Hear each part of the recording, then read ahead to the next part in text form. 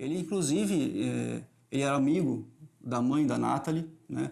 No dia de Natal em que elas desapareceram, ele passou o dia de Natal, almoçou na casa da Maria Lúcia, mãe da Natalie, né? Mas, infelizmente, no dia, a Nájila estava brincando com a menina, estava na hora errada e acabou acontecendo o que ocorreu, infelizmente.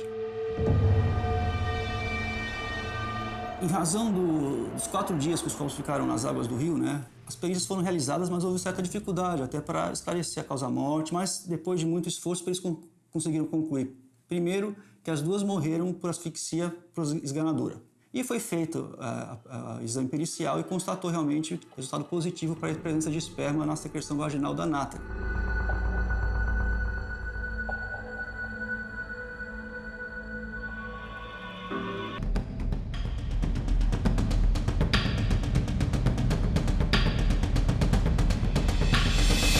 Num primeiro momento, ele negou veementemente a prática do crime, porque sabia que isso, se a responsabilidade a ele fosse atribuída, realmente a condenação viria por via de consequência. Num primeiro momento, apesar das negativas, diligenciamos. Com auto de reconhecimento, achei por bem solicitar um pedido de prisão temporária ao Fórum da Comarca, e isso foi dado de plano. Conversei com o juiz, com o promotor, para saber da gravidade do caso e saber que realmente era uma medida cautelar necessária para que pudéssemos chegar à verdade dos fatos.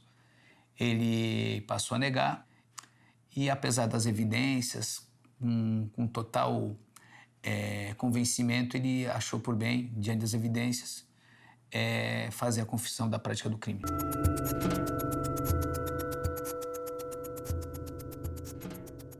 O caso foi bem rumoroso, a imprensa toda acompanhou, né? Só que depois disso, descobriu-se que a repugnância era bem maior do que se imaginava, porque o Douglas não havia feito isso apenas com essas 2 meninas. Infelizmente, descobriu-se que, no mínimo, outras 6 crianças foram mortas em situações parecidas pelo Douglas.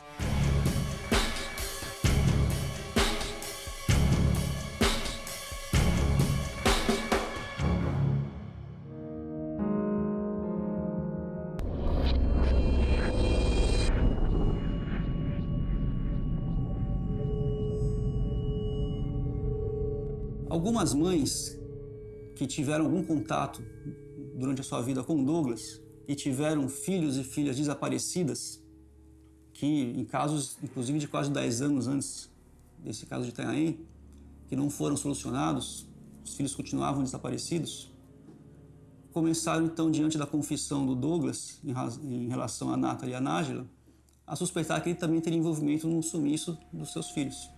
Essas pessoas, essas mães, principalmente, foram ouvidas pelo Tony Emer, delegado lá de São Vicente da época, e relataram que suas filhas teriam desaparecido em circunstâncias muito parecidas e que tanto os familiares quanto as crianças teriam contato com o Douglas. Naquele momento, eu optei por fazer com que o depoimento fosse gravado.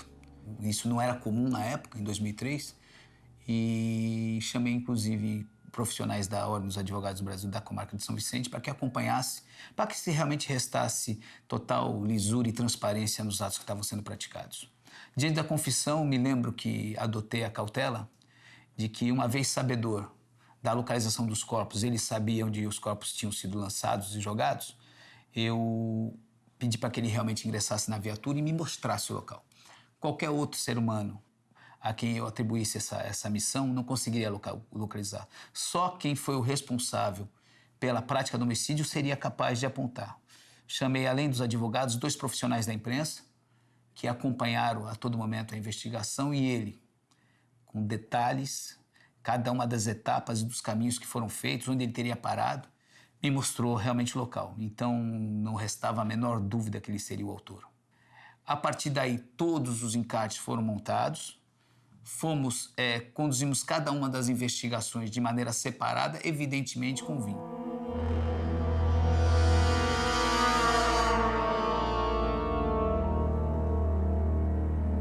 De acordo com o relato das mães e do próprio Douglas, quando admitiu na presença de advogado, na fase policial ainda, né, a primeira que se tem notícia seria a sua própria enteada, a Vanessa, com 12 anos, né, desaparecida, e a mãe nunca imaginou, até ele admitir ter matado as crianças, né, que o próprio companheiro pudesse fazer isso. Depois, aligando tudo, né, depois da confissão, ela percebeu que morava com o inimigo.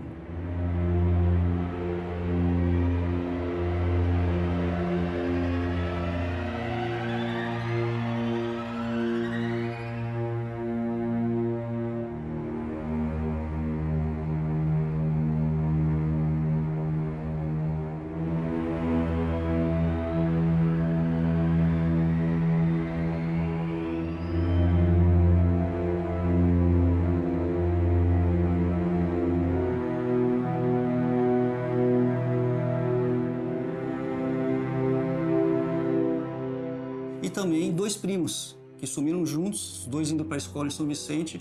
O Douglas pegou o Leandro e a Sabrina e também agiu dos mesmos modos, matou as crianças.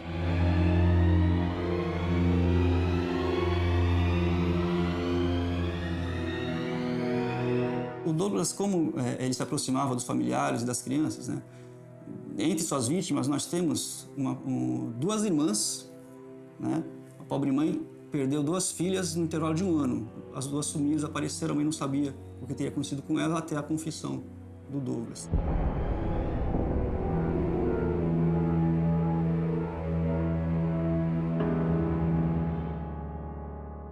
Com os mesmos detalhes, jogado às margens do rio na região, com o corpo amarrado. O que fiz? Levantei esse encarte investigativo, mantive contato e, para surpresa, ou não tanta surpresa assim, a mãe falou que também mantinha um estreito contato com o Douglas Batista. Ele nos levou no local em cada uma que as crianças foram levadas.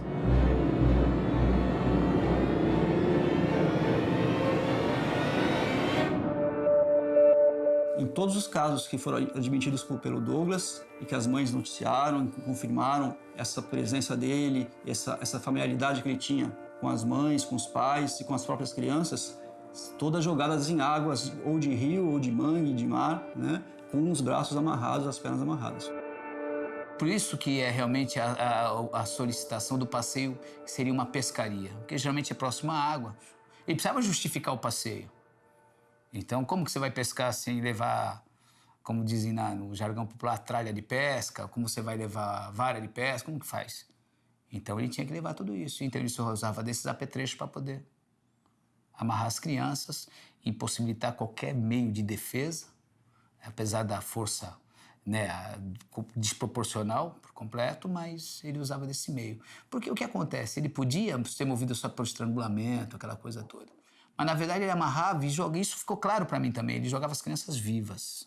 E você chega lá, realmente é um local inóspito, um local desabitado, em que realmente ele teria muito sucesso na sua empreitada criminosa.